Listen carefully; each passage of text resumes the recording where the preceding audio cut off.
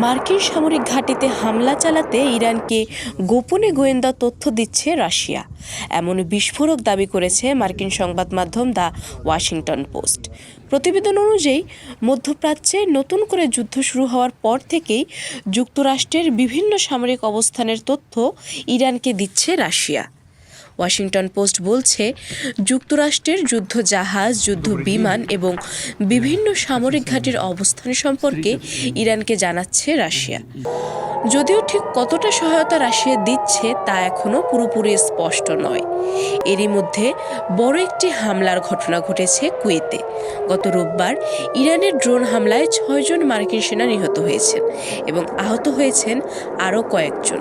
প্রতিবেদন বলছে, ইরান এখন পর্যন্ত মার্কিন সামরিক ঘাঁটি, দূতাবাস এবং অন্যান্য লক্ষ্যবস্তুতে কয়েক হাজার আত্মঘাতী ড্রোন এবং শতাধিক ক্ষেপণাস্ত্র নিক্ষেপ করেছে। বিশ্লেষকদের মতে, ইরানের হাতে খুব বেশি সামরিক স্যাটেলাইট নেই। ইরানের সাম্প্রতিক হামলাগুলো অত্যন্ত নিখুঁতভাবে লক্ষ্যবস্তুতে আঘাত করছে।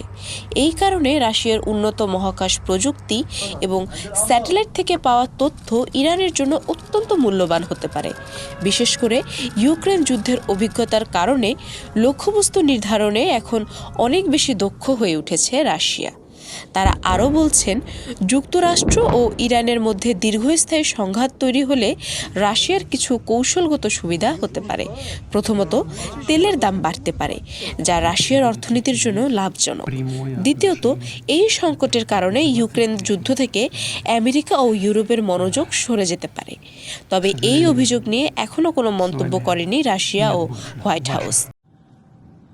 মধ্যপ্রাচ্যের পরিস্থিতি দ্রুত পরিবর্তন হচ্ছে, তাই সংঘাত কোন দিকে মোড় নেয় সেটি এখন দেখার বিষয়।